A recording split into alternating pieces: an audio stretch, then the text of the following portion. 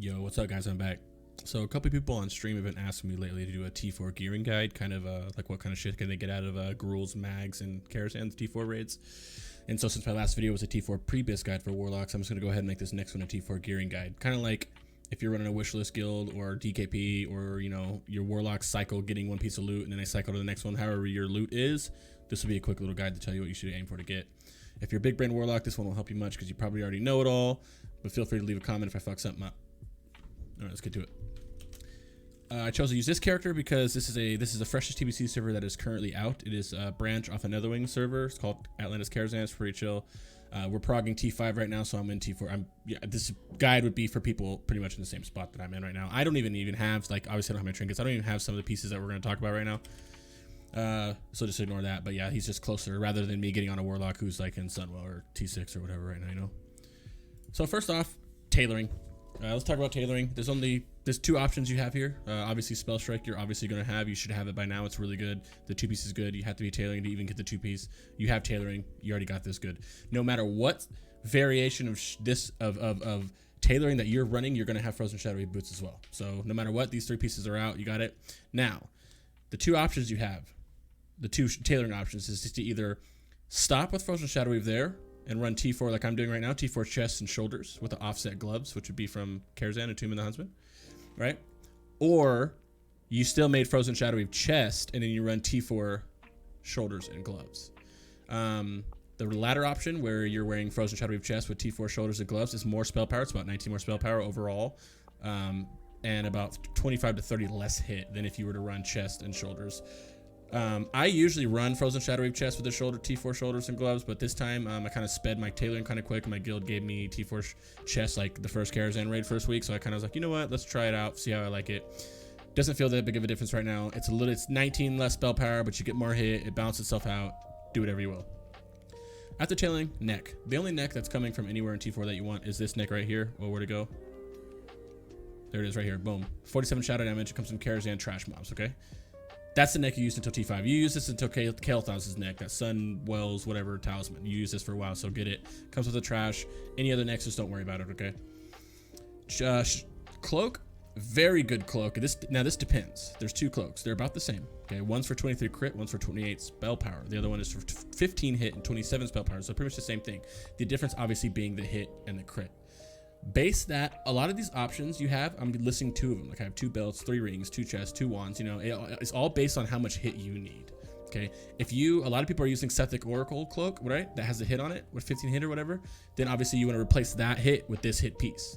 But if you're fine on hit cap for whatever reason, say you're rocking double rings or you're still using scryers or whatever, then you can use this cloak. But another goal here, which I'll talk about later, is you don't want to be using scryers. You want to be using these, you know, Icon of Silver Crescent and Quag's Eye, which I do not have either.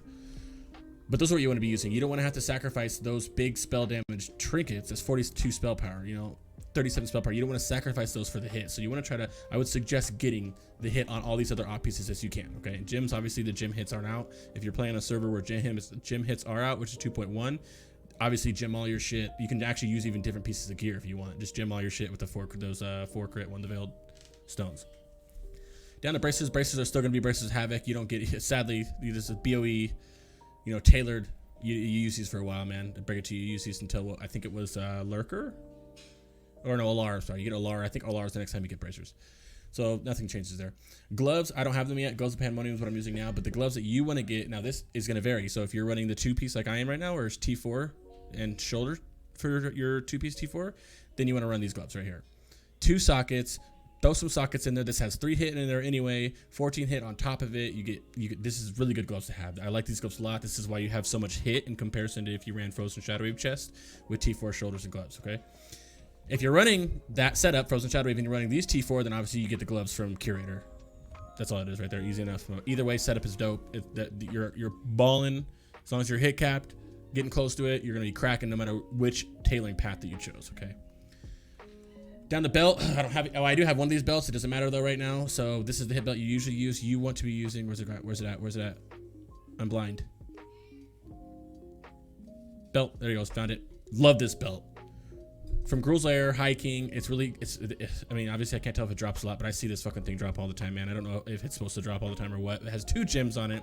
4 spell damage stock is not that big of a deal. Slaps from 2 reds in there. 18 spell power on top of the 37 spell power. That's 55 spell power. 55 spell power versus whatever. Another good option, actually, I don't think I have it down here, is this one. It comes from Karazhan. But look, 37 spell rating. It's 18 less spell power than you're already getting from here, unless you socket it with the 4. So run those, okay? You keep these. I'm not using that, for instance, because I'm not hit. Look at my hit. My hit's kind of wonky right now, so I have to sacrifice this, and I'm still actually short a hit. Don't judge me though. I'll fix it. Yeah. So you want these gloves? You want these belts. That's easy enough. Down to pants, spell strike, frozen shadowy boots. Obviously, now your rings. Rings usually I don't have it either, but you know the seal, the Exorcist is a really good ring. It has a 20 hit on it. That's what you should be wearing anyway. A good ring to run with this. Okay, this boils down again to if you need the hit. If you need the hit, look at this mags ring. 16 hit, 28 spell power. It's really good. Okay. Another ring is from chest. It's a crit ring, 1932. What I like to run is I run both of these if you need it, but I honestly, if you are still using Scryer's Blood Gem, socket 2 hit rings. So grab this ring and then grab Seal the Exorcist. That'll be, you can drop Scryers. You want to be able to drop Scryers, all right? For obviously for Quag's Eye and Icon. Next are the trinkets. Obviously said Quag's Eye off of Slaypin's Heroic. Run it every day. The shit doesn't drop. I've lost it like a million times now. I'm really upset about it. And then obviously the Icon, which you just farm badges for, man. It's nice and easy. Wand. You were probably using Nether Core's Reed for the hit. If you are hurting for hit a lot, then just keep that on. That 8 hit, just keep it on. You have no problems with not having to keep it on. A good one is this from Max there. It's a very good one. Get it. You can get it if you want. It has good hit, 14 spell power. Nothing too crazy. And then obviously Shade has a wand as well, but Shade has the hit on it, which is the best part. So this is another thing that boils down to if you need the fucking hit. If you need the hit, run the hit. If you don't need the hit. And here's how you know if you need the hit. Do you have Scryer's Blood Gem on? I can't stress that enough. Yes, you do. You need more hit everywhere else. So run some fucking hit everywhere. Run hit everywhere if you need to, as long as you can drop Scryer's. Weapon. You got some options here. To be honest, you have this one, which is not even like a bad starter. And then you have I don't think I have it here. Yeah, the wand the staff from Curator is a good one, but really this is the one you want. This is the big dick one. This is 23 spell power. 23 crit, 203 spell power. Who cares if there's no hit on your sword? Put the hit somewhere else. Everything has hit. You get so much stuff with hit on it. This dagger is nutty. A lot of people use it. Warlocks use it. Mages use it. Ellie Shamans use it. Fucking Shadow Priests use it, I believe. A lot of people use this. A lot of people want it. Okay, but you want it as well. Get proud for it. If you have your #1 wish list or your DKP or your next in line, get this. Biggest upgrade you can get. Like I said, backup upgrades if you need them. Gruel Sword, it's all right. It's not significantly lower, but to be honest, it's only 28 more spell power than if you're wearing Stormcaller. And then this is just do the math, you know what I mean? Even if you're running Stormcaller, which is 150 spell power, and you have an offhand that has 35 spell power on it, or 25 spell power on it, 23 spell power on it, you're short on it. This is like almost not even worth wasting. If it's a turn-based thing where you get to choose when you get something next, or DKP or wishlist or whatever, loot council, anything, I wouldn't even put in for this because you're gaining like a 9 spell power off of your basic setup with Stormcaller. You know, I know I don't have Stormcaller. Don't judge me. And offhand, Jewel of Infinite Possibilities. There's a badge offhand. It's not until 2.1. So if you're in 2.1, then get it. It's called Orb of the Soul Eater. It's really good. It's 51 shadow damage. This is not 2.1, like the server that I'm on. It's not. We're in 2.0. You'll run Jewel of Infinite Possibilities. 21 hit, 23 spell power. Easy, easy, easy. That's it, my guys. I know I talk fast, but I got through it. I didn't want to take your guys' time. It's a really simple guide. A lot of you already know this shit. Yeah, man, that's it.